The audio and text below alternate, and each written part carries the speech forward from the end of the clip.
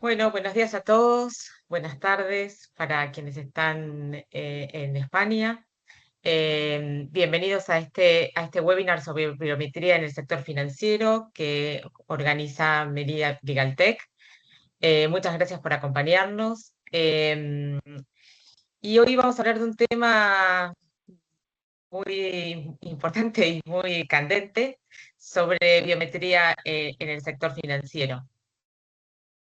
Ustedes saben que la verificación de identidad basada en biometría utiliza eh, físicas, características físicas y de comportamiento de cada individuo, como es la huella dactilar, el patrón del iris o los rasgos faciales, para confirmar la identidad de cada uno de nosotros y eso puede confirmar la identidad de cada uno de nosotros con un grado de certeza.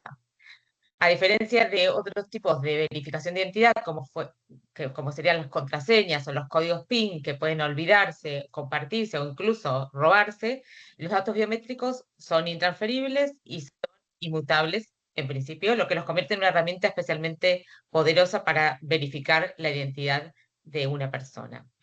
Por ejemplo, en el sector financiero, esta tecnología se ha consolidado en los últimos años como una pieza clave para agilizar los procesos de identificación y autenticación, prometiendo mejoras tangibles en eficiencia y experiencia de usuario. Sin embargo, la adopción de la biometría no está exenta de desafíos y es lo que vamos a charlar hoy, porque frente al riesgo, porque ya que puede haber riesgo creciente de suplantación de identidad, y las entidades financieras deben implementar no solo tecnologías robustas, sino también medidas preventivas y enfoques complementarios que mitiguen estas posibles vulnerabilidades.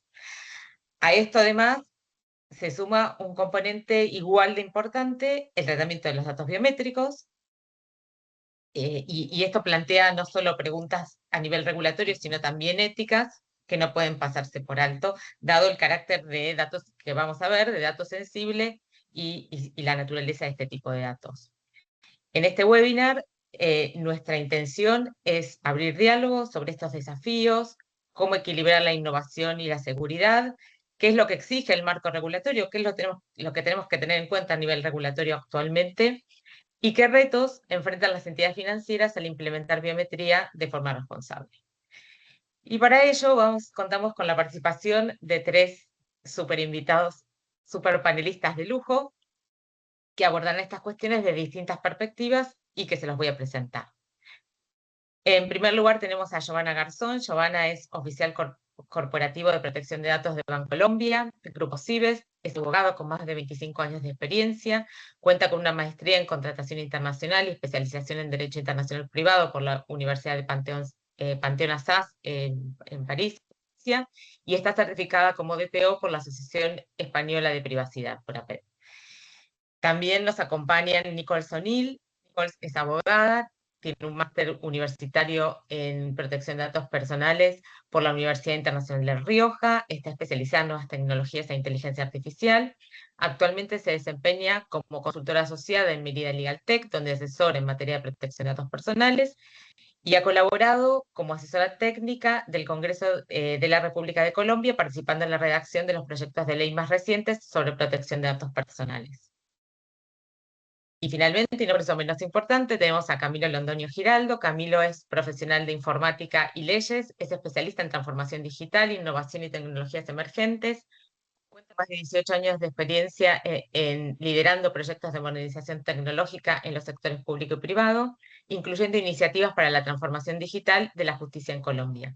Ha ocupado posiciones de consultoría y liderazgo en importantes multinacionales del sector tecnológico y actualmente se desempeña como gerente de soluciones digitales en la compañía de telecomunicaciones grande de Colombia, donde acompaña a grandes organizaciones en sus procesos de innovación, automatización, ciberseguridad y adopción de soluciones digitales. Muchas gracias a los tres por acompañarnos y vamos a iniciar este conversatorio que va a estar más que interesante. Pero lo primero que tenemos que saber es, y para quienes no conocen, qué son los datos biométricos. Entonces, Camilo, ¿cómo le explicarías a alguien no técnico qué son los datos biométricos? Vamos a aprovechar tu expertise técnico, ingenieril, y también un poco también el de leyes. Bueno, primero, pues, agradecerles a todos por la invitación y poner en contexto un poco el tema y cada vez evolucionar más sobre sobre este tema, hay que iniciar teniendo un antecedente, y es precisamente algo que mencionabas minutos atrás, Gabriela, y era el tema de existían formatos físicos, listo, para poder llevar adelante unos métodos de identificación. Identificaciones tan planas y tan claras de las personas como eran una contraseña, como era una cédula, un ID, un documento que identificara quién era la persona. En el transcurrir de los años, la tecnología ha ido avanzando para permitir que no necesariamente datos que las personas ingresen de manera manual, listo, a los mecanismos permitan ese método de identificación y empieza una segunda etapa de generación. La biometría entonces precisamente me permite empezar a generar todo ese proceso de crecimiento. Hay un dato muy grande y hay un dato muy importante, y es que existen aproximadamente 8.000 millones de combinaciones de posibles huellas dactilares. ¿Qué es eso? Es el principio de todo este proceso biométrico. La biometría le permite a la tecnología, a las entidades, la capacidad de identificar a una persona de manera personal. Entonces, vamos a traducir que precisamente esos datos biométricos son mecanismos de identificación personal que van a permitir identificarnos no por qué sabemos, ejemplo, una contraseña, sino por quién somos. Entonces va a permitirnos revisar las huellas dactilares propiamente que se tardaron años, que se tardaron meses en crearse y dicen que es una identificación única porque está muy relacionado con ese proceso precisamente de la maternidad y se van formando precisamente es unas cicatrices en los dedos o en los pies precisamente a través del proceso de contacto con el útero. Y entonces es ahí donde está lo difícil técnicamente para el ser humano de nuevamente replicar eso, para el ser humano. Pero entonces es ahí donde entran precisamente esos conflictos que vamos a tener hoy en la charla precisamente de qué es lo que está haciendo la tecnología para duplicar nuevamente esas cosas que anteriormente para identificar al ser humano eran imposibles, pero hoy en día se están convirtiendo por medio de los medios tecnológicos en factores que son posibles de duplicar. Podemos contar entonces como temas de datos biométricos el factor de las huellas, podemos con el factor del iris, que es el ojo propiamente, la formación de cómo se forma y que sabemos también que es un tema de que se va formando a través del proceso de vida del ser humano. El tono de voz es uno de los grandes factores que se tienen hoy en día también como dato biométrico. Y es más, en muchos momentos es la lógica también de cómo una persona escribe, llevarlo hasta ese punto de entender cuáles son los modelos, el ritmo, la frecuencia con la cual la persona está escribiendo, y eso es lo que puede ir evolucionando dentro de este proceso. Entonces, es un aspecto que hoy en día tecnológicamente suele ser desapercibido por el común de la sociedad, pero que para nosotros como compañías tecnológicas, como desde el aspecto jurídico, hoy en día está jugando un valor bien relevante precisamente, y es cómo proteger esta parte precisamente, cómo proteger esa fotografía que somos para la sociedad y cómo defender ya no datos como datos, sino netamente hasta la privacidad de la persona.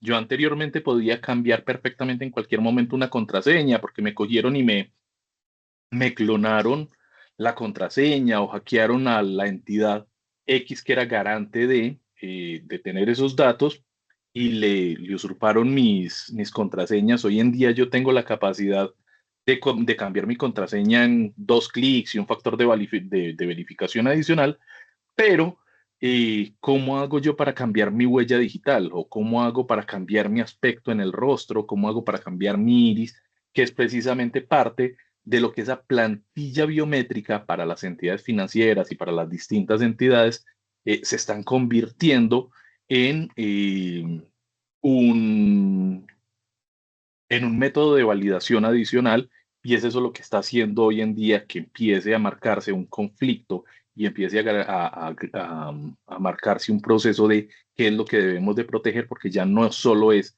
el dato como protección, sino también la privacidad de la persona lo que está afectándose en este momento. Perfecto. Bueno, entonces este dato, y como ya habíamos mencionado antes, el dato biométrico es un dato que casi no podemos cambiar, digamos. O sea, no podemos, y vos nos explicaste que viene ya desde que somos concebidos prácticamente, que se define el de la huella, por ejemplo. Dijiste un dato de 800 millones de combinaciones o algo así, entendí, ¿no? Es correcto. Es correcto, Gaby. Hay unos estudios que hablan precisamente de que es esa parte de las combinaciones que generalmente y que la inteligencia artificial de cierta forma, o ya hoy en día con el tema de computación cuántica y demás, romper propiamente, y es lo que esto ha ayudado a que sea un poco más seguro, es que una contraseña de cerca de 36 caracteres hoy en día con computación cuántica se están demorando cerca de 45, 50 segundos en romper una contraseña larga.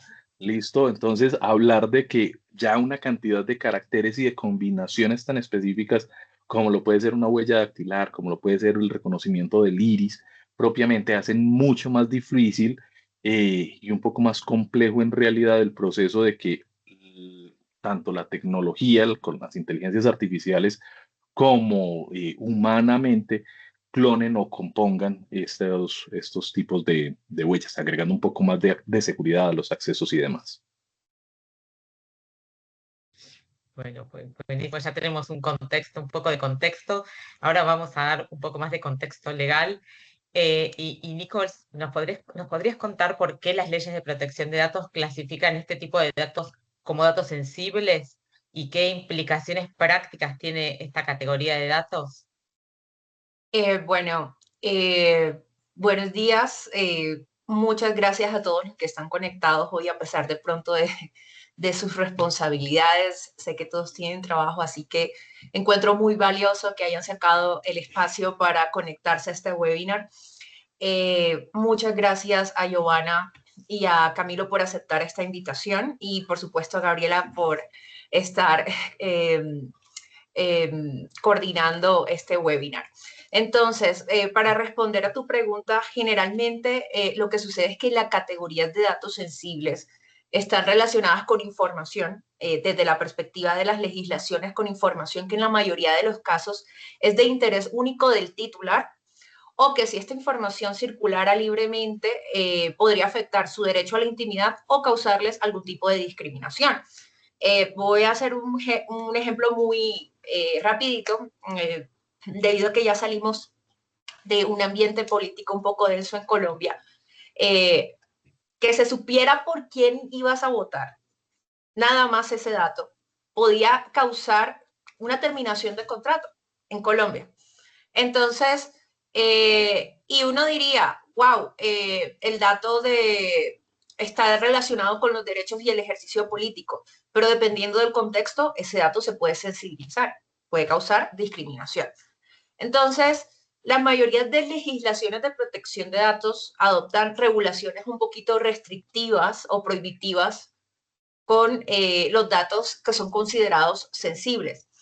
Y tenemos que entender que los datos biométricos se obtienen de características que son físicas o comportamentales de los titulares y que tienen generalmente cuatro condiciones. Camilo me corregirá, él es más experto en este tema que yo, pero generalmente son datos que son universales, es decir, que son características que todo el mundo puede tener, son distintivos en la medida que si uno los contrasta con al menos dos personas vas a encontrar como diferencias significativas, suelen ser permanentes, es decir, los vamos a tener toda la vida o a lo largo del tiempo, la mayoría del tiempo, excepto yo que ya estoy teniendo problemas para que los lectores de huella me cojan las huellas, no sé si entre el público hay personas con el mismo problema. También, y son coleccionables, es decir, los sistemas o las tecnologías pueden medirlos y cuantificarlos, ¿no? Entonces, estamos hablando de que son características biológicas inherentes a la existencia misma del individuo que permiten su identificación inequívoca. Y pues en la era de la perfilación y de la inferencia de la información, este tipo de identificación unívoca, como diría el tío Ben, el tío de Spider-Man, es un poder que conlleva una gran responsabilidad. Entonces, esto en la práctica se traduce en que el tratamiento biométrico generalmente permite a los responsables del tratamiento o a los proveedores de estos tipos de sistemas construir a partir de una muestra biológica una representación matemática a la que nosotros usualmente conocemos como plantilla biométrica o se le ha reconocido como plantilla biométrica. A nivel técnico, a partir de la plantilla, uno no puede reconstruir la huella de una persona o el rostro de un individuo. Es decir, si este modelo matemático se filtra, va a ser un montón de códigos y de números que no van a ser de fácil interpretación para una persona, y eso es lo que hace también como tan atractivo y tan seguro los sistemas de identificación biométrica. Pero esa plantilla biométrica no deja de ser un dato de carácter personal. Sí, y es un dato personal que se extrajo a partir de una característica biológica del individuo, una característica física o una característica comportamental, y es tan poderoso pues que es capaz, dependiendo obviamente el contexto, de identificar o autenticar la identidad de una persona. Entonces, desde esa perspectiva y entendiendo que estas plantillas biológicas son consideradas datos de carácter personal, son protegidas por las legislaciones de protección de datos, y a su vez, como provienen de datos que son tan únicos, se les consideran datos sensibles. Y tienen, obviamente, se reviste como de una protección especial, dependiendo de la legislación. Pueden haber, la mayoría de las perspectivas, cuando uno se las pone a analizar, son prohibitivas. Comienza a partir de una prohibición.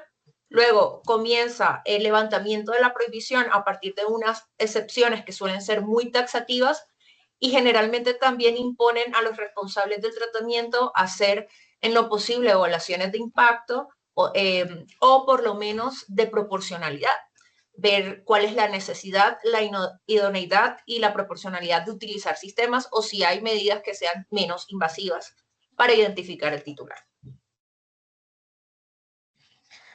Entonces, estos datos tienen como pero para quienes no están en temas de protección de datos, estos datos tienen una protección especial, por lo que vos nos has explicado. Y solo aclarar, porque Nicole lo hizo, que es un número en realidad el dato biométrico, o sea, es que una foto, por ejemplo, no es un dato biométrico. Que nos saquen una foto de la cara no significa que se esté haciendo haciendo biometría, ¿no? Es así, ¿no? Es correcto, sí. Sí, porque por lo menos yo podría tomar una fotografía mía y que la mayoría de los sistemas biométricos, y nuevamente Camilo me corregirá, necesitan primero que ese individuo sea identificado dentro del sistema. Entonces, por lo menos, creo que todos lo hemos hecho. Nos hemos encontrado con sistemas de identificación facial en conjuntos residenciales, y cuando nosotros colocamos el rostro, la cámara no te puede identificar. ¿Por qué? Porque no ha sido registrado previamente, entonces no puede autenticar tu identidad. ¿Sí? Entonces, no hay dentro de ese sistema de identificación biométrica un modelo matemático de tu rostro que le indique a qué distancia están tus ojos o qué tamaño tiene tu cara ni nada. Entonces, evidentemente no te va a autenticar y no te va a habilitar el paso. Para complementar, qué pena, Gaby, precisamente lo que está diciendo Nicole. Cuando nosotros hablamos precisamente en tecnología, en el tema de identificación, el EPR, estamos hablando de que es que automáticamente el rostro tiene una identificación aproximada de 43 puntos distintos. ¿Listo? Entonces, para yo poder identificar a la persona, esos 43 puntos tienen que coincidir. Entonces, debe de existir un número muy grande precisamente de probabilidades para poder yo hacer el proceso de gestionar el dato de quién es, qué es y cómo va funcionando. Entonces, ¿qué es parte de y el siguiente paso de la evolución de este proceso que tiene que empezar la normatividad a extraer es, venga, ¿cómo registro esos 43 puntos que le corresponden solamente a Camilo Londoño o que le corresponden a Gabriel o que le corresponden a Nicoles? ¿Y cómo voy a proteger de que esos 43 puntos no puedan volver a ser utilizados? Porque recordemos que ya existen en este momentico inteligencias artificiales especializadas en generar rostros, en generar voces, en generar otras cosas. Entonces, creo que ese va siendo uno de los puntos que van convirtiéndose en una problemática dentro del proceso. Es proteger precisamente desde la legislación, listo, y desde esos datos sensibles, cómo protegerlos precisamente. Gracias a los dos.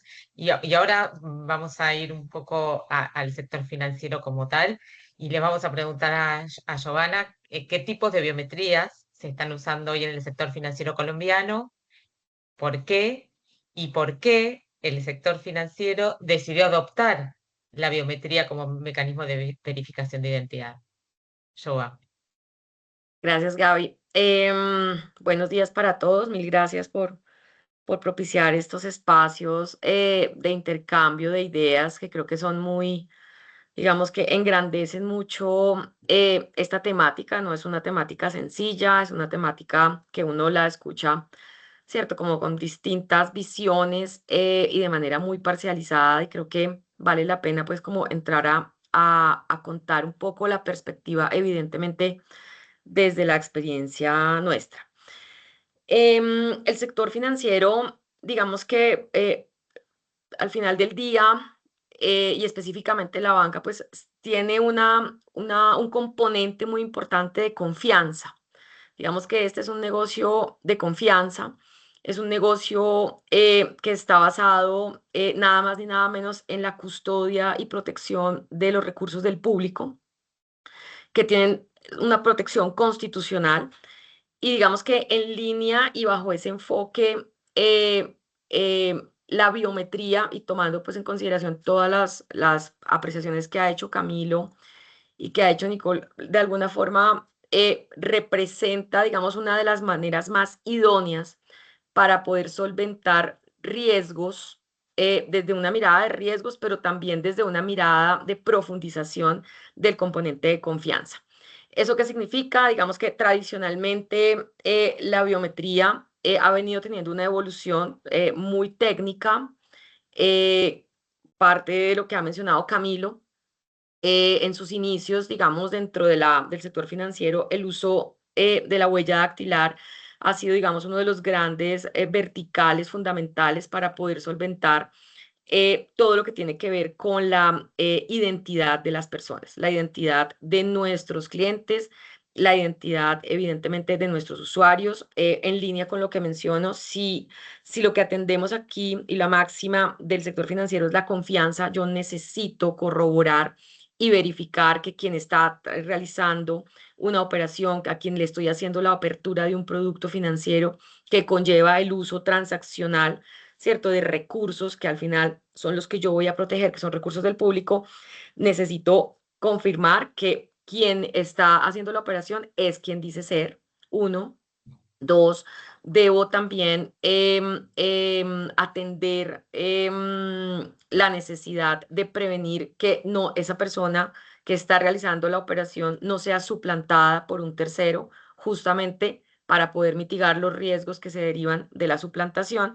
Y evidentemente yo creo que ya entro en un tema, en un terreno que muchos conocemos, y es muy desafortunado y viene en un crecimiento muy importante, no solamente en Colombia, sino en América Latina y también en otras jurisdicciones, en Europa también, y es el crecimiento del fraude. Entonces, al final del día, cuando yo empiezo a hablar de identidad, empiezo a hablar de suplantación, pues evidentemente lo que estoy haciendo es mitigando y previniendo el fraude.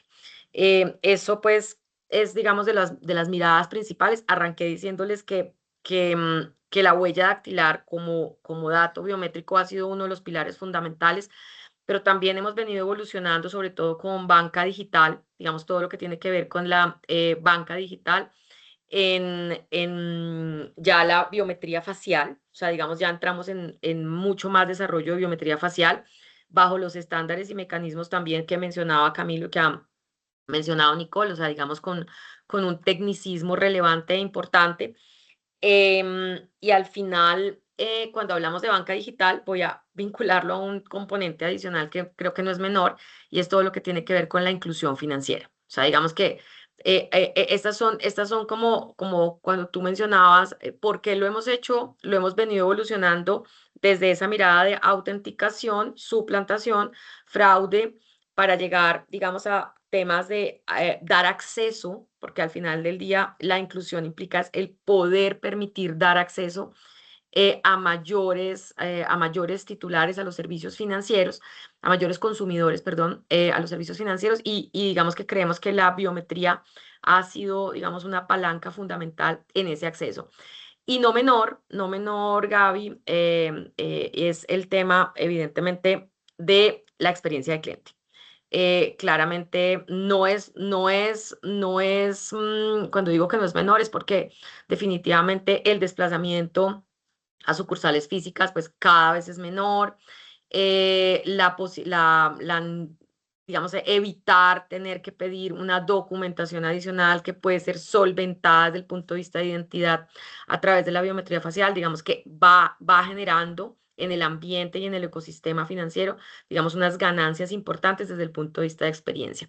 Dejo el factor experiencia de últimas, no porque sea menos importante, sino porque definitivamente hago referencia a los primeros factores relevantes, es porque pues, debemos mitigar los riesgos, como les mencionaba, de suplantación, evidentemente, y de disminución del fraude.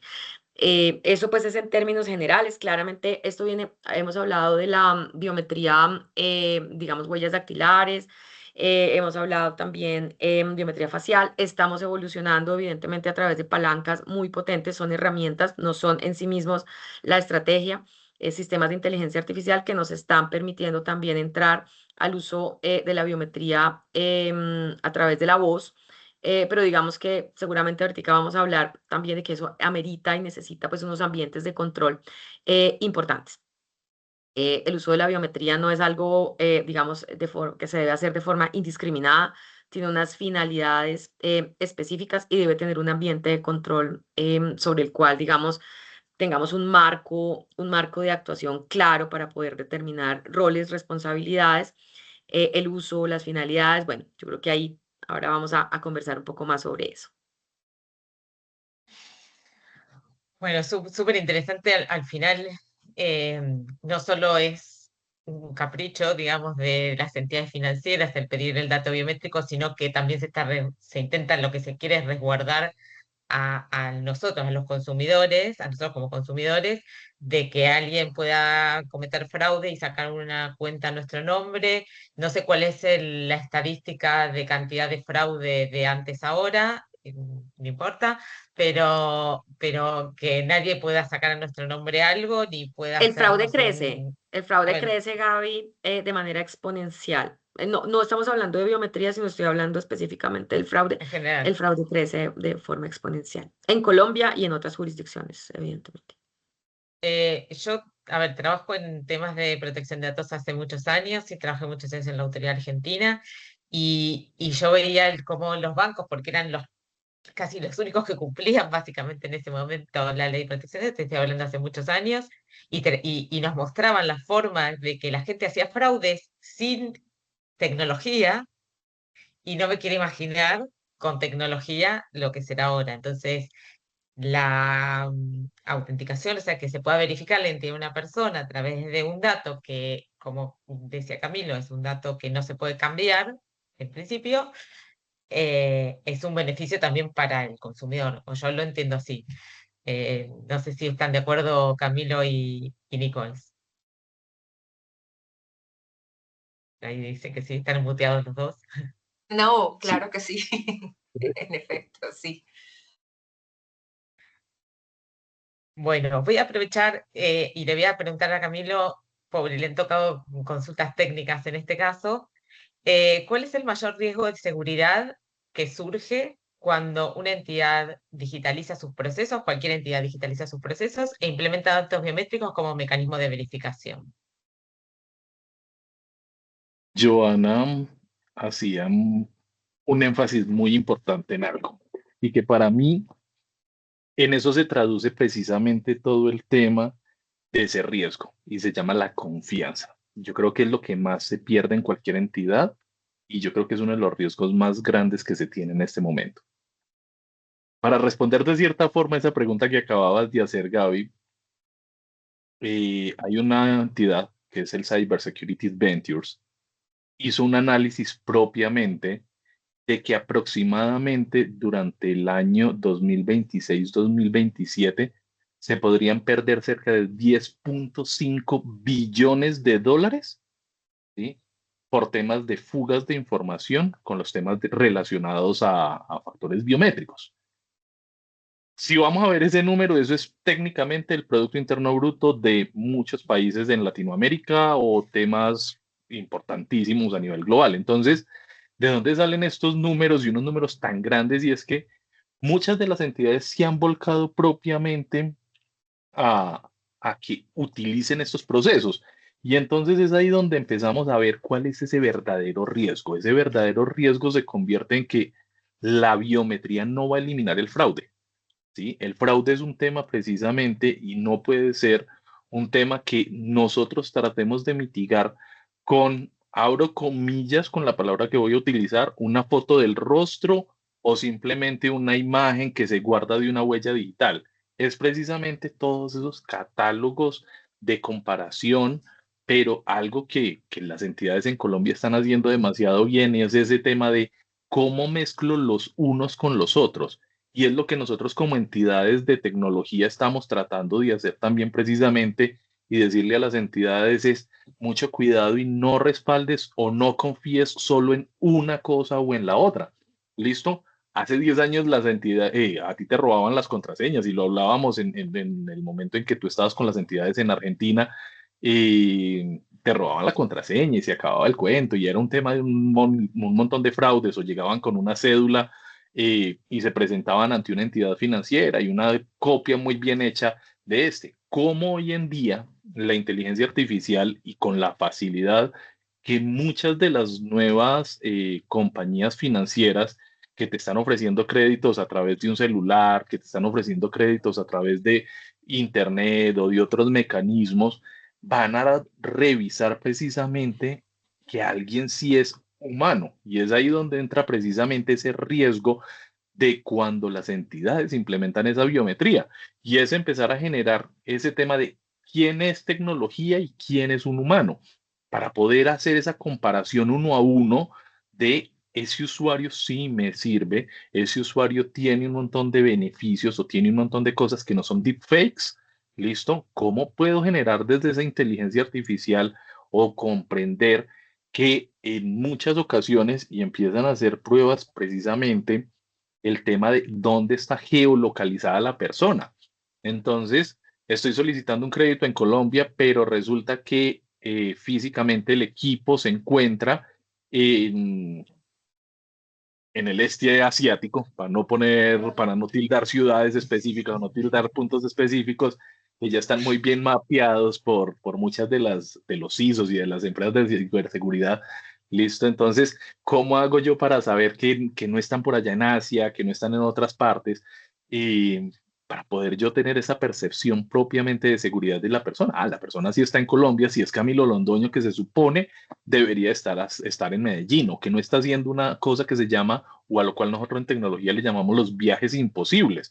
Listo, y es que está navegando a través de una VPN en distintas partes y entonces hoy está solicitándome, o en este momento me está solicitando un crédito en Medellín ficticiamente, pero 30 segundos después está en Alemania y 45 segundos después está en otra parte, y es para desvanecer precisamente esa huella que va dejando el Internet o que va dejando todo ese proceso y que permite, y ahí entro ya en la parte normativa, ese tema de la multiterritoriedad del crimen, o sea, territoriedad del crimen. Entonces, ¿dónde estoy cometiendo el crimen en este momentico? Porque estoy en Colombia, pero al mismo tiempo estoy en Alemania, estoy en Estados Unidos, y entonces se nos va creciendo cada vez más el monstruo precisamente, ¿y dónde legislo? ¿Dónde legislo o a qué me apego? Y entonces es ahí donde vienen esos grandes tratados a darnos como abogados la posibilidad de decirle, señores de entidad financiera, venga, póngale cuidado a esto y adhiera hacia esto, que ya estamos avanzando en otras partes distintas. Entonces, para mí, en realidad ese es el mayor riesgo que existe en este momento, es saber cómo, apoyando precisamente eso que estaba diciendo Giovanna, cómo genero confianza en la herramienta que estoy utilizando.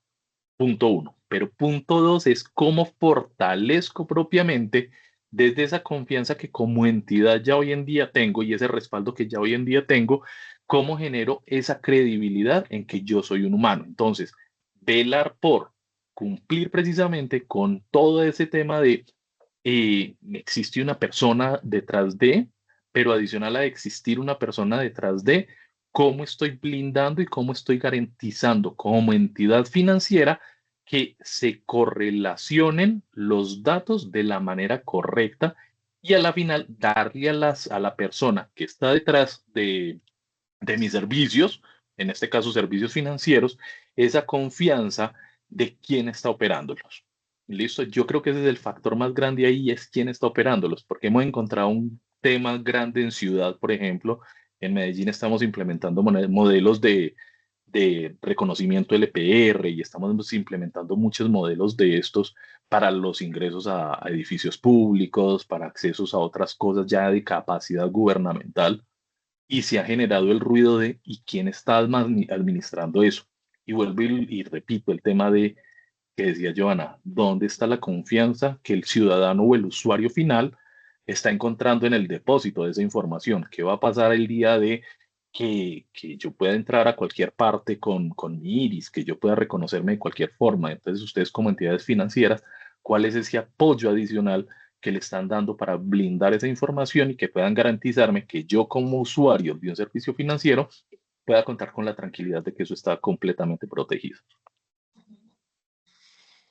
Qué interesante lo que contás y me queda esta palabra que la voy a dejar para el final, la de confianza, que también ya la mencionó Giovanna.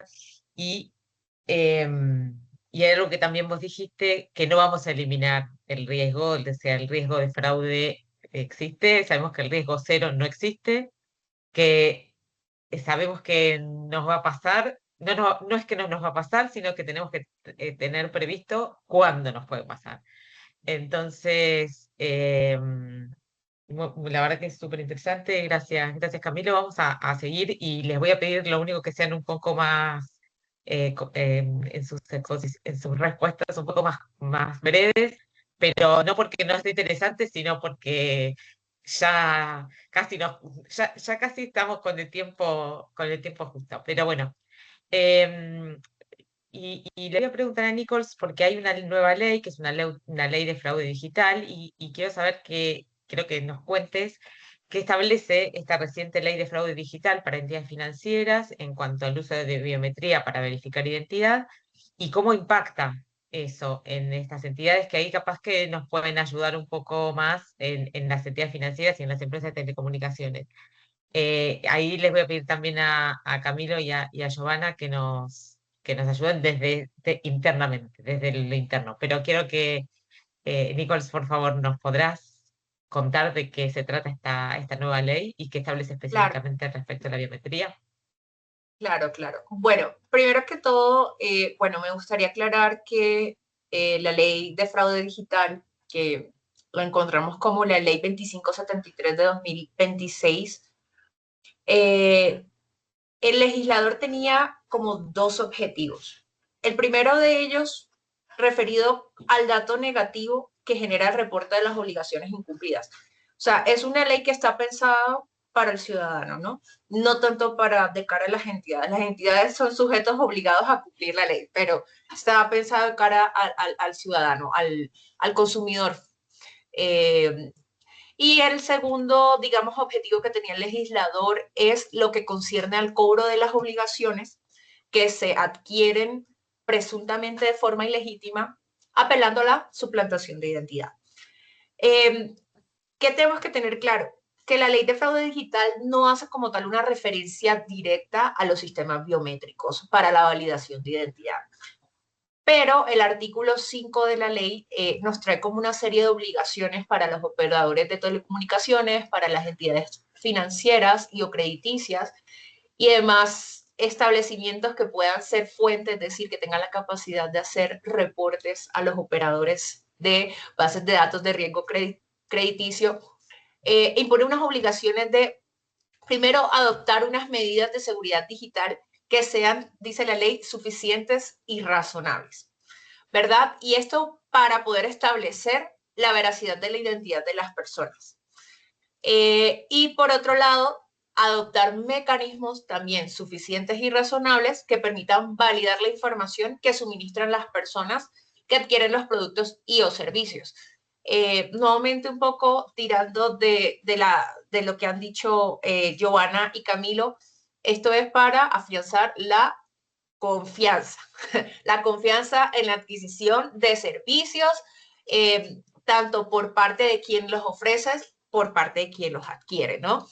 ¿Qué sucede? Que de la responsabilidad que esto supone para los sujetos obligados a cumplir la ley, no es difícil entonces como pensar en los sistemas de verificación biométrica como una forma de poder cumplir estas obligaciones o estos objetivos que nos trae la ley. O sea, es bastante atractivo. Y pues, por ejemplo, en el sector financiero, esto ya se viene dando hace muchos años.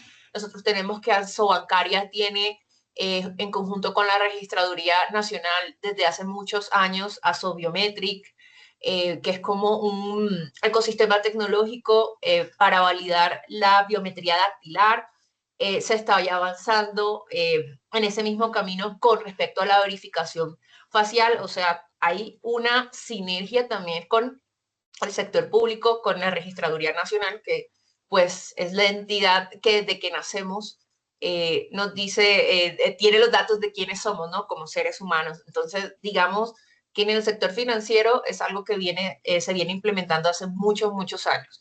También pues tenemos que desde este mismo sector, la superfinanciera también viene como modificando las circulares que son aplicables, ha introducido conceptos con respecto a factores biométricos, también ha dicho que la biometría, pero con un segundo factor de identificación, como lo decía Camilo, no podemos soportarnos únicamente en la biometría como único mecanismo para validar la identidad. Nosotros también tenemos que revestirlo porque, pues, como lo decía él, la tecnología se va sofisticando, no sabemos cómo pueden burlar los sistemas biométricos, pueden haber deepfakes que traten de imitar estos parámetros faciales y puedan burlar los sistemas de verificación biométrica, entonces siempre es bueno tener un segundo factor de verificación. Y si nosotros, como lo decía Giovanna, en la banca digital, cuando nosotros vamos a adquirir un servicio, hay modelos de bancos que ya no tienen sedes físicas, como lo son Nubank, Lulobank, eBank, etc. Cuando uno va a adquirir un servicio por primera vez en estas plataformas, lo que se utiliza es verificación biométrica facial y te piden también una copia o una fotografía de tu documento de identidad, ¿no? Entonces, yo creo que de pronto desde el sector financiero no es tan difícil la implementación de la biometría porque hay una comprensión desde las autoridades para fortalecer la confianza del sector. Yo digo que el mayor reto podría estar para las entidades que no son vigiladas por la superfinanciera, porque la Superintendencia de Industria y Comercio suele tener un acercamiento más restrictivo al tratamiento de datos sensibles desde la perspectiva de la Ley 1581. Entonces, digamos que para mí el reto está del lado de las telco, de las telecomunicaciones y otros establecimientos comerciales que no sean vigilados por la superfinanciera, sino por la Superintendencia de Industria y Comercio, porque no solamente tienen que tener presente que van a ser considerados fuentes en los términos de la 1266, sino que también tienen que cumplir con la 1581 en la medida que no son del todo vigiladas por la superfinanciera o no son entidades financieras. En estos casos es más bien que aplicar la doctrina o la visión que ha adoptado la Superintendencia de Industria y Comercio y también el tratamiento reforzado que tienen los datos sensibles de la Ley 1581 y su decreto reglamentario. Entonces, yo creo que ahí es donde va a estar el mayor reto para estas entidades que no son vigiladas por la superfinanciera. Sí, si me lo preguntas, ¿no? Por el lado de la implementación y el cumplimiento de la ley de fraude digital. No sé qué opina Camilo o Giovanna. Chicos, ¿alguno quiere? Yo solo diría algo adicional y es que digamos que no hay un direccionamiento expreso de la norma hacia el uso de la biometría. pero definitivamente, pues digamos que termina siendo uno de los mecanismos idóneos para poder dar cumplimiento a lo que allí, digamos, se establece. Entonces, tendremos retos. Yo creo que seguimos teniendo retos en las aplicaciones de distintas normas. Lo mencionaba Nicole, pues digamos, la conciliación entre lo que puede tener la visión de una y otra autoridad, en el caso, pues digamos, de los que somos vigilados, poder llevar a feliz término el cumplimiento frente a la superfinanciera y el entendimiento un poco más restringido y restrictivo de la Superintendencia de Industria y Comercio. Hay algo que solo quiero agregar y es que es muy importante, mencionaba Nicole, los vigilados van a tener o deberían tener mayor grado de evolución sobre el entendimiento y la aplicación de esta norma. Yo creo que la banca digital nos sigue mostrando aprendizajes y retos y vamos a seguir aprendiendo, por ejemplo, a la luz del nuevo decreto de datos abiertos, de cómo el ecosistema va a tener que seguir madurando, aún siendo vigilado, va a tener que seguir madurando en modelos más fuertes de control, no solamente para la biometría, sino en general para los datos personales, porque el intercambio de data va a ser, digamos, va a estar a la orden del día, es para eso que está creado, ni más faltaba, esa es la finalidad, es la inclusión financiera, pero no podemos desconocer que puede existir una asimetría desde los modelos de control entre unos y otras entidades, aún siendo vigiladas. Entonces yo creo que ahí hay retos y a eso se le suma, pues evidentemente, lo que tiene que ver con la aplicación de esta normatividad respecto al fraude. Yo creo que, y apoyando precisamente lo que están diciendo Nicole y Johanna, de cierta forma aquí ya el proceso no es quién se encarga de generar el algoritmo con más fuerza o el algoritmo que más reconozca o el algoritmo que más haga. Vuelvo y repito el tema de la confianza. ¿Listo? Ya no es ese algoritmo propiamente, ya es un tema de cómo hago un proceso de transformación digital, cómo hago un proceso de que la gente se adecue propiamente de los mecanismos, las entidades se adecúan a los mecanismos precisamente, cómo hago que exista un mecanismo que se encargue ya y empezamos a meterle estos otros cuentos de bioética y otras vainas adicionales de cómo propiamente si la tecnología y las leyes se encargan propiamente de regular todo el tema del humano, cómo se encargan de hacer que el mecanismo propiamente no rompa o que las máquinas no rompan. A nosotros nos enseñaron, venga, hay que hacer ciertas cosas con los algoritmos, pero que a la final eso está destruyendo, eso se está destruyendo propiamente y lo que tratamos es de crear un tema de un ecosistema de confianza digital. ¿Sí? Ya no es un proyecto de cómo generarlo, ya es un proyecto precisamente de cómo salvaguardar precisamente esta identidad. Las leyes están en este momento ya existentes, se ha ido fortaleciendo cada vez más en procesos a nivel internacional, hay muchos temas de referencias, hay factores de referencias muy fuertes ya hoy en día, pero ¿cómo hago para que como compañía no sacrifique precisamente esos hilos tan delgaditos que se pueden llegar a romper? Lo decía Nicole hace un momento, las entidades de superintendencia financiera y hoy en día trabajando para una Techco, se convierte un poco más el reto precisamente a nosotros como entidades. ¿Listo? ¿Cómo nosotros, regidos por otros organismos, vamos a hacer eso de manera voluntaria? ¿Listo? ¿Cómo vamos a empezar a garantizar que ese dato biométrico anteriormente nos encargábamos de garantizar que la ISIM estuviera, que la línea existiera, que no sé qué existiera? Pero hoy en día, ¿cómo voy a ser garante como compañía telefónica? ¿Cómo vamos a ser garantes precisamente de apoyar a que esas entidades financieras que están trabajando también, nosotros cómo vamos a garantizar esos datos biométricos, cómo vamos a garantizar que como terceros no vigilados estemos cumpliendo precisamente con eso, porque vamos a ser a la final nosotros mismos quienes tengamos el bache de seguridad más grande.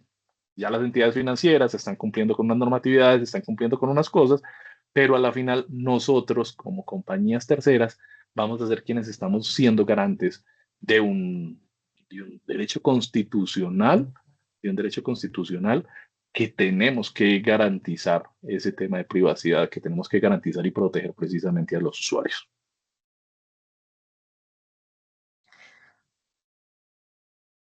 Bueno, la verdad que súper interesante todo lo que nos están contando. Ya estamos llegando al final, pero quiero hacer dos preguntas más, una para Giovanna y una para todos, para cerrar. La primera para Giovanna es, ¿qué pasa cuando un cliente ejerce su derecho de supresión sobre sus datos biométricos? ¿Cómo, desde tu experiencia, cómo gestiona eso una entidad financiera sin afectar la seguridad? Gracias, Gaby. Pues muy rápidamente, digamos que soy personalmente y considero que en el sector financiero también tenemos una visual muy similar. No existen derechos absolutos. Yo creo que debemos partir de la base que, digamos, no hay derechos absolutos. Existe el derecho a que el dato no sea utilizado, evidentemente, y el titular está en, valga la redundancia, en su derecho de ejercerlo, pero sí o sí las entidades debemos, digamos, como lo hemos dicho, somos vigiladas, debemos dar cumplimiento a los marcos regulatorios existentes, incluso debemos dar cumplimiento, y entre ellos, dentro del marco regulatorio está el principio de seguridad y de ciberseguridad. Entonces, los ejercicios que debemos hacer internamente es sopesar un poco hasta qué punto ese derecho puede ser ejercido, hasta qué punto ese derecho no va en contravía, el ejercicio del derecho no va en contravía de una regulación.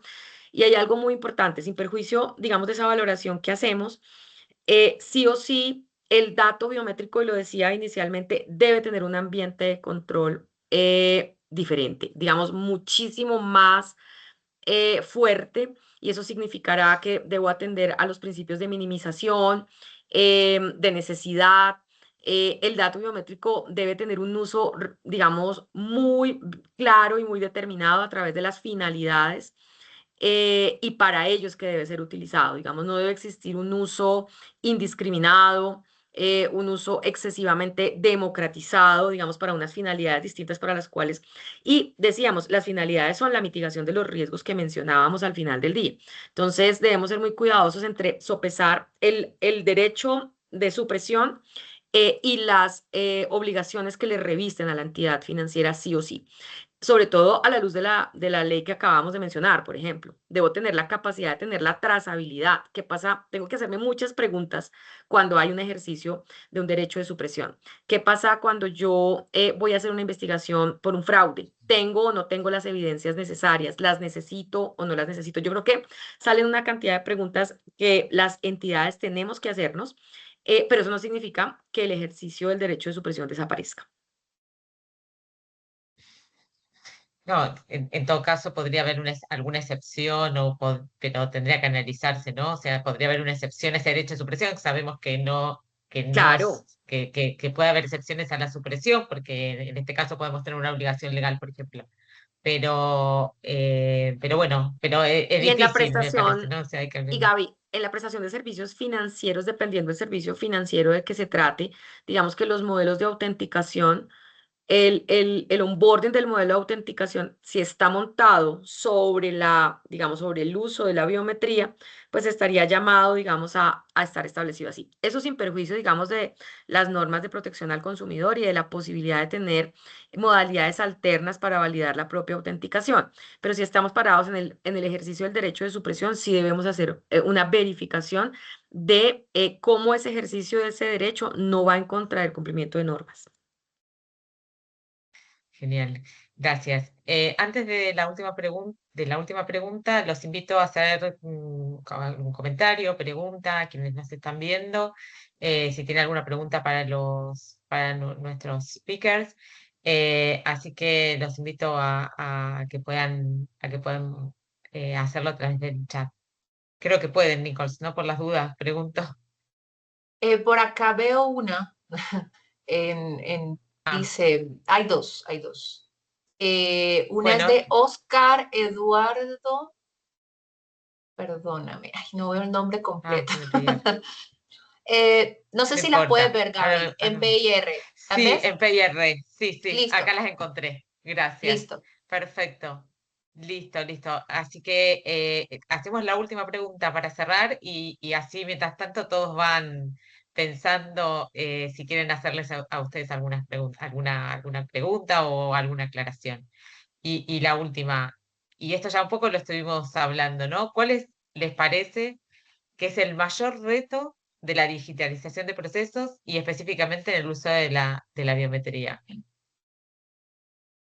Nicole, ya que estamos, si querés arrancar. Vale, bueno, de pronto tratando de tomar todo lo que han dicho Camilo y Joana, yo considero que con el aumento de los datos biométricos y también de la creación de bases de datos para su almacenamiento, también surge la posibilidad de sufrir ataques informáticos, ¿no? Que incrementa el riesgo de ciberseguridad con respecto al resguardo de esta información y que hay que entender que no todos los países tienen un marco legal que regulen tanto la recopilación de datos biométricos específicamente o de los datos sensibles, ¿no?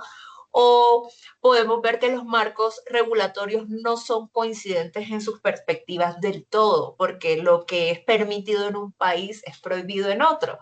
Entonces, también eso es uno de los mayores retos porque lo que hemos visto también con la digitalización es que hay mayores posibilidades de adquirir productos financieros en un país que no es el de origen de uno, ¿no? Y también uno se enfrenta a estos retos regulatorios, a las entidades que ofrecen servicios para personas que no son ciudadanas de donde se encuentran conformada la empresa, de cómo voy a proteger los datos personales, porque también estos ciudadanos pueden tener una perspectiva de protección de su propio país, que sienten que la entidad con la que adquirieron servicios no la está cumpliendo. Entonces, digamos que hay unos retos regulatorios que son transversales a los retos de ciberseguridad con el uso de los sistemas biométricos.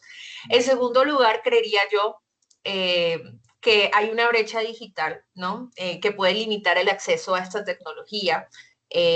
Puede que existan personas que no tengan necesariamente el acceso a los dispositivos que sean capaces de procesar datos biométricos y puede generar un tipo de exclusión, ¿no? Al acceso a este tipo de servicios simplemente por no tener el dispositivo apropiado. Y a este grupo me gustaría agregar a las personas que de pronto sí tienen la posibilidad de adquirir a los dispositivos, pero no tienen los conocimientos. Entonces, también está como una brecha de alfabetización, ¿no? Que esa falta de conocimiento también puede crear una exclusión y la posibilidad de acceder a estos servicios.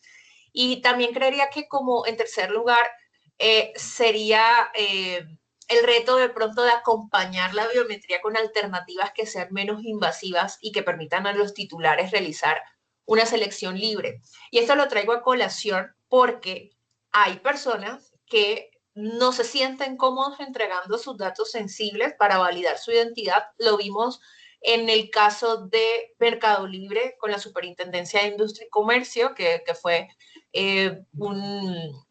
digamos, una discusión bastante extensa. Mercado Libre se defendió lo más que pudo, pero finalmente el ciudadano terminó alegando que no tuvo posibilidades reales u otras alternativas a la biometría facial para poder validar su identidad. Entonces, yo también creo que esto es uno de los retos que tienen las organizaciones. Van a ver estos, porque por lo menos desde la perspectiva de la ley 1581, no se puede exigir ni se puede condicionar la entrega de datos sensibles para permitir el acceso no a un servicio, ¿no? Entonces esto impone unos retos de pronto implementar formas de verificación de identidad que los titulares perciban menos invasivas, pero que también permitan afianzar esta confianza en la prestación de bienes y servicios. Bueno, perdón, que Giovanna tiene que bajarse, tiene que salir de la reunión, lamentablemente porque nos hemos pasado un poquito de hora, pero vamos a seguir con Camilo. No sé si Giovanna, si quieres agregar algo o... No, no, Perdón que nos agradecer. pasamos. No, ni más faltaba. Agradecerles por este espacio. Si me preguntaran, uno de los grandes riesgos que existe en el reto de la digitalización de procesos y para biometría y para los datos personales en general, yo creo que, pues, no voy a decirlo como riesgo, pero creo que debemos seguir trabajando en las personas. Creo que al final del día los procesos, la digitalización y la custodia de la biometría termina siendo siempre administrada por seres humanos y creo que es uno de los grandes retos que tenemos las organizaciones y es seguir trabajando en los principios éticos, en el tratamiento, digamos, ético de los datos. Eso pareciera ser retórica, pero no lo es. Nosotros encontramos de manera frecuente y lo vemos a nivel mundial, fugas de información donde existen ataques de seguridad y ciberseguridad cuyo elemento fundamental son las personas. Claramente es la tecnología, pero detrás de un ataque generalmente hay seres humanos, generalmente no, los hay. Entonces yo creo que ese es el mayor reto y riesgo que tenemos en este tema. Me atrevería pues a decir eso, pues desde lo que hemos podido ver y encontrar estos años de trabajo, creo que ahí es donde puede estar el elemento clave. Gracias. Y por último, cerramos con Camilo. Me uno precisamente a lo que decía Joana. O sea, esto es un tema de personas. Esto es un tema de personas y es un tema de confianza, como lo he dicho casi toda la charla. Estudios por todos lados indican precisamente que la brecha más grande de ciberseguridad de la gran mayoría de las compañías son las personas. Entonces, siempre y cuando no fortalezcamos la cultura, y como lo decía Nicole, de uno, evitar el analfabetismo digital, que es un tema que en toda Latinoamérica nos agobia bastante, y hoy estar exigiéndole a la persona identifíquese de esta manera, es un tema que nos va a seguir apretando el camino de una manera muy fuerte. Dos, es que éticamente las personas muchas veces fallamos y nos dicen no haga esto en su equipo de cómputo corporativo. Creo que no es una política solo de la mía, creo que es una política a nivel general no haga, pero todo el mundo tiene una brecha de seguridad de las tantas que ocurren y de las tantas que se nos advierten en tantas ocasiones. Entonces, precisamente ese es el primer factor que para mí va a continuar siendo un riesgo y es el riesgo del factor de ser humano. Ese factor de riesgo de ser humano es un tema de un riesgo. La biometría ya hoy en día tiene un tema muy, muy avanzado frente a los procesos de capacidad de reconocimiento y demás. El gran reto en realidad ahora es empezar a reconocer que existe una persona real detrás del uso de esas tecnologías, que existen precisamente unos temas de unos factores que garanticen que detrás de ese rostro, que detrás de esa persona, sí existe una integridad en el dato y precisamente respaldar esa privacidad debe de ser una de las obligaciones de nosotros como compañías de darle la tranquilidad a la persona de que esos derechos fundamentales están siendo bien custodiados y que están siendo garantizados. Hablabas de los dos puntos, Gaby, Joan hablaba del tema de la seguridad y la ciberseguridad. Es un tema que todas las compañías están siendo pilares, focos, los planes estratégicos de tecnología de las grandes compañías hoy en día tienen ese apalancador precisamente de esos dos pilares. Entonces creo que ya es un tema en el cual las compañías están trabajando, pero el factor humano no debe dejar de ser y no se debe dejar hacia un lado y debe de seguir apoyando precisamente el trabajo de todo lo que ustedes están haciendo en este momento. Veo que los tres coinciden en realidad, porque todos hablaron de personas, o sea, Camilo, Giovanna y Nichols habló específicamente de la brecha digital, que el otro día justo me estaba acordando, está mi mamá acá conmigo y estaba escuchando un audio, mi mamá tiene 76 años, y estaba escuchando un video de, creo que en Instagram, donde hablaba sobre la brecha digital y cómo se sentían las personas mayores relacionadas, y digo mayores porque son las en general son las donde se ve más el tema de la brecha, pero en personas jóvenes como nosotros, también hay gente que no es tecnológica. Hay gente que le cuesta mucho la tecnología y que cada vez que tiene que poner un dato biométrico, o sea, una huella o hacer un reconocimiento facial, se queja.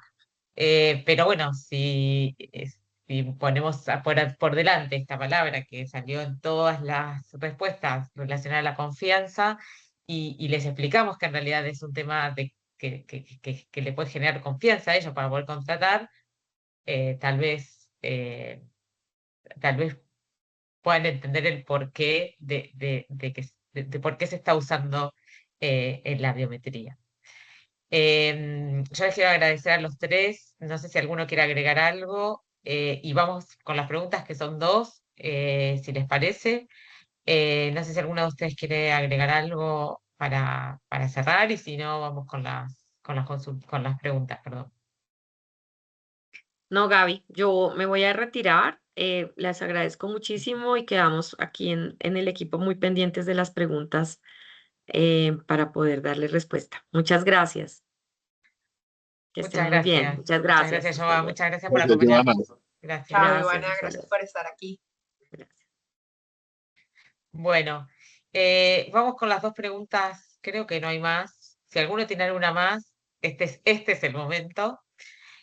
La primera dice, una consulta, una cerradura inteligente que tiene la capacidad de reconocer la huella, pero solo reconoce la huella 1, la 2 y la 3 según se le configure, pero no tiene forma de saber quién es el titular de cada huella, ni siquiera tiene teclado alfabético como para suministrar el nombre y apellido.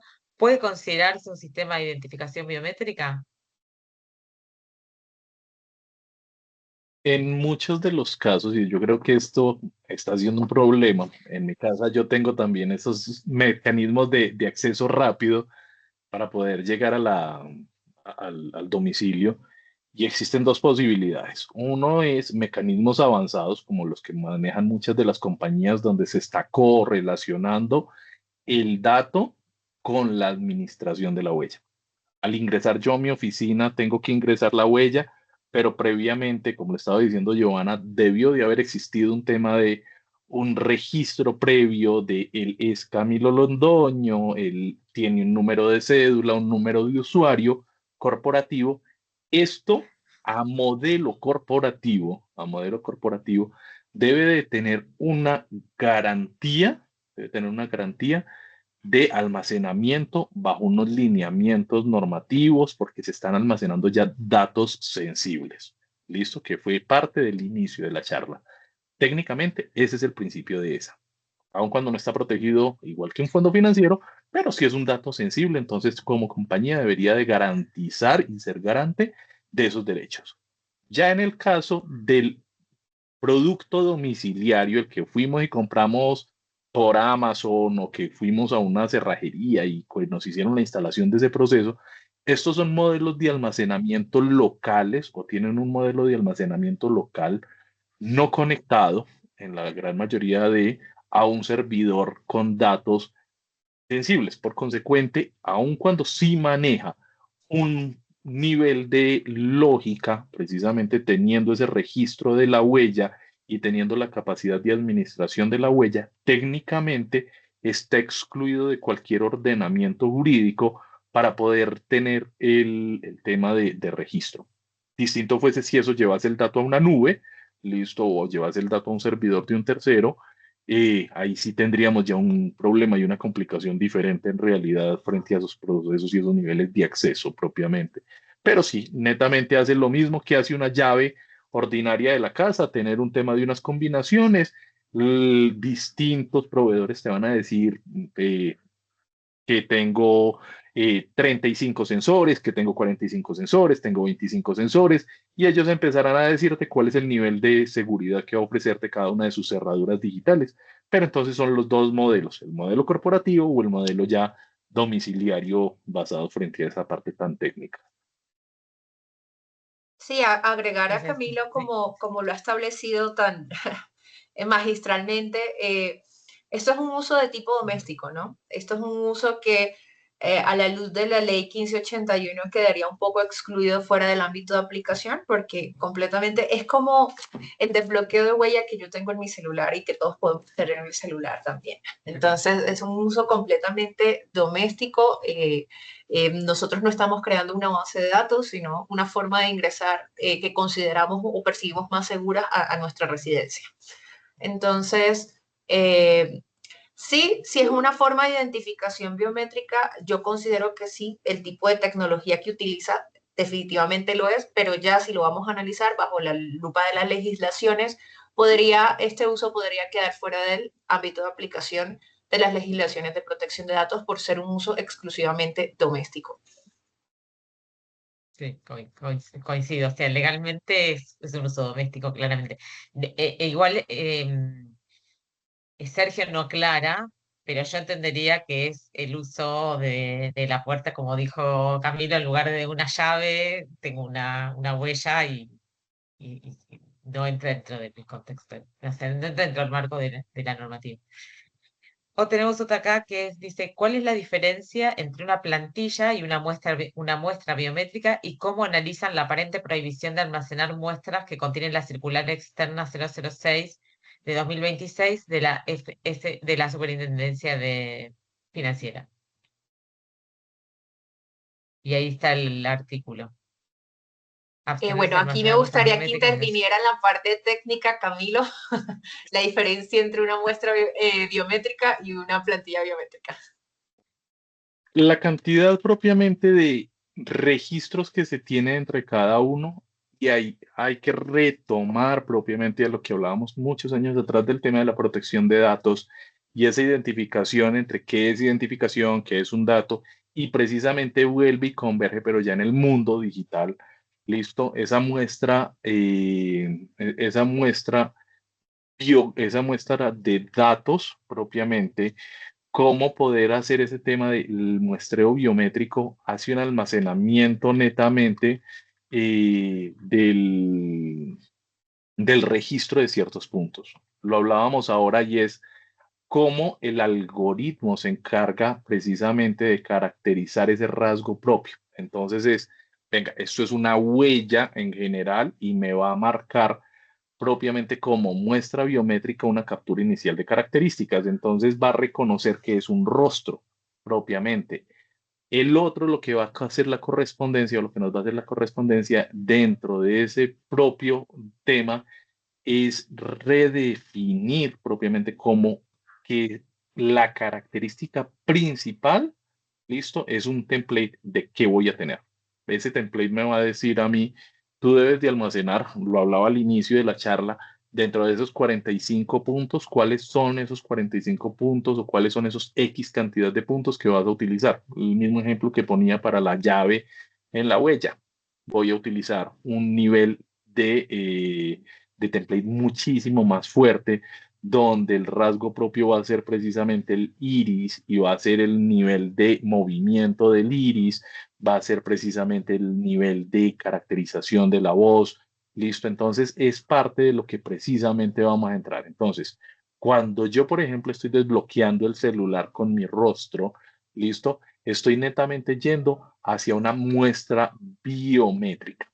Listo, lo estaba explicando Nicole, son cosas que son muy abiertos, entonces dentro de esa muestra biométrica, él va a reconocer que es Camilo Londoño y Samsung y iPhone hacen un tema de una alegoría de tenemos tantos puntos de reconocimiento, muchos de los factores propiamente de reconocimiento de las huellas me van a decir tengo tanta capacidad de hacerlo, pero ya propiamente dentro de la plantilla biométrica voy a implementar unos modelos de reconocimiento. Entonces el algoritmo propiamente me va a definir, venga, yo necesito que el músculo lateral reconozca de tal forma y que haga una reconocimiento posterior hacia el músculo de la ceja. Entonces empiezan a jugar de manera distinta el uno con el otro. Uno es mucho más plano, precisamente la muestra, la plantilla biométrica es un tema mucho más específico y precisamente esa circular lo que entra a regular es propiamente cuál es el uso que le voy a estar dando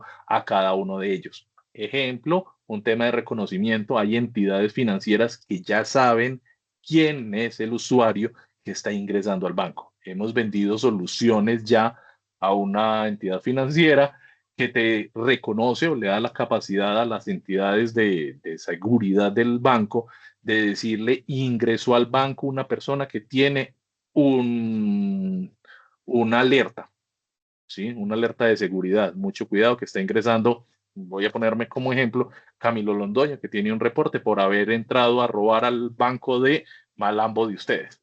Listo, entonces mucho cuidado con esto. ¿Qué está utilizando si ahí? Netamente una muestra biométrica. No me está identificando en aspectos legales, pero sí está diciendo, ojo, venga, hay una persona que está entrando que ya está reconocida, es el mismo modelo que utilizamos ya hoy en día en los estadios en Colombia. En Colombia se está utilizando el tema de los modelos de los estadios, entonces estos son netamente muestras biométricas que dan esa capacidad. Ya para el registro e identificación, cuando llego a la caja y me dicen, señor Londoño, sonríale a la cámara, listo, y entonces el hecho de que estén buscando que sonrían no es porque quede más bonito riéndome, sino que simplemente ya saben que los músculos que necesitan, cuáles van a ser los movimientos, cuáles son las formas de análisis que va a necesitar el algoritmo para poder hacer un análisis de identificación de que sí es efectivamente Camilo Londoño y no llegar muy lejos a lo que hace unos muchos años atrás veíamos en las películas de Misión Imposible, de llegar con una máscara en látex que pareciera o simulara que es Camilo Londoño quien está entrando a una entidad financiera. Me gustaría agregar de pronto a esta pregunta que esta prohibición o esta abstención a la que llama la circular está identificando como dos momentos, ¿no? En cuanto al tratamiento de datos personales, ya lo decía Camilo, está la muestra biométrica, que es el dato biológico como tal, que permite al sistema comparar los patrones que creó, que es esa plantilla biométrica, para ver si eres quien dice ser. Entonces, ¿qué nos está diciendo la circular? Que nosotros debemos evitar siempre tener capturado dentro de los sistemas de identificación biométrica la muestra biométrica. Y es por eso que yo les comentaba que si yo llego a un edificio que tiene identificación de rostro para ingresar y yo pongo mi rostro es mi muestra biométrica, no me va a identificar porque no hay plantilla mía dentro de su sistema de verificación. Entonces, es lo que nos está invitando un poco también de pronto la interpretación que se le debe dar a esta norma de la circular es: no se pueden conservar las muestras biométricas dentro de los sistemas. Es más que todo esa abstención a lo que está invitando la circular de la superfinanciera. Gracias, chicos. Tenemos una última que no, a ver, habla sobre datos biométricos, pero sobre datos biométricos en otro sector. Y dice cómo están manejando el tema de marcación biométrica para temas de asistencia a lugares de trabajo, que ya es otro tema que podríamos tener en cuenta para otro webinar. Pero no sé, Nicole, ¿nos puedes contar brevemente qué es lo que pasa en Colombia? Porque en algunos países está muy cuestionado por las autoridades de control el tema de la biometría para la... Pero muy breve, ¿cuál es la posición? Vamos a poner con la posición de Muy breve. Les comento que hay dos visiones, porque está la visión del sector público y está la visión del sector privado. Hay por ahí una circular, no me acuerdo, ahora mismo no tengo en la mano la entidad del sector público, que habla de los relojes biométricos que sí están permitidos este tipo de tratamiento para los empleados o los trabajadores del sector público, es decir, para los servidores públicos, bajo una directriz de una entidad, creo que es algún departamento que tiene que ver con el tema del trabajo del empleo público, es que no tengo ahora mismo el nombre de la entidad. Con esta justificación dice que es permitido el tratamiento biométrico por parte de los servidores públicos. Esta es la visión del sector público. Por lado del sector privado, la cosita cambia un poquito, porque si bien, pues, están regulados por el Código Sustantivo del Trabajo, y el Código Sustantivo del Trabajo da algunas potestades a los empleadores, la Superintendencia de Industria y Comercio ha dicho que no deja de ser un tratamiento de datos sensibles y que tiene que haber alternativas. Entonces, digamos que por el lado del sector privado, la cosa o la visión está muy parecida con el tema de las propiedades horizontales. Es decir, tenemos que dar alternativas y la persona tiene que elegir si está de acuerdo con el tratamiento de sus datos sensibles, y pues correspondientemente el responsable del tratamiento tiene que capturar esa autorización, que es de tipo especial, es un poco más reforzada que la autorización general de la ley 1581, la autorización para los datos sensibles, y si la persona no está de acuerdo, tiene que haber otros mecanismos para poder ingresar al lugar de trabajo y autenticar a ese trabajador. La función pública, correcto, Marcela, gracias. Sí, sí, sí, sí. Por ahí hay un concepto de la función pública con respecto a los relojes biométricos para marcar la jornada de trabajo de los empleados y los servidores públicos. Sí.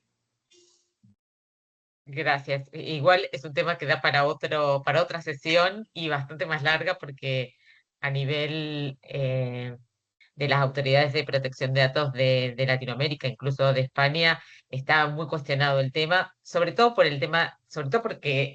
el consentimiento, básicamente, porque no sería un consentimiento dado libremente. Entonces, sí dar la alternativa, pero la obtención del consentimiento para este tipo de tratamientos, y no hablo más allá de Colombia, es muy cuestionable. Y por eso las autoridades de protección de datos, digamos que lo desaconsejan, por no decir lo que lo prohíben, pero no lo aconsejan. Y del otro lado tenemos a los responsables o a los empleadores que dicen, usan las tarjetas, o sea, si le doy una alternativa, la usan para marcar que vinieron y no vinieron. Incluso oficinas. He tenido algunos casos relacionados con oficinas donde son pocas personas y saben.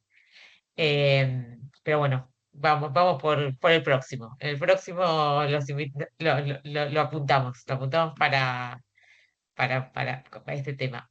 Bueno, muchas gracias a todos por acompañarnos. Muchas gracias, Nicole, Camilo. La verdad que es súper interesante. Y miren, nos fuimos como media hora más. Así que gracias y buenos días para todos. Equipo, muchísimas gracias por la invitación. Que les vaya muy bien. Feliz resto de día. Feliz día, muchas gracias por estar aquí, Feliz por día, asistir. feliz día.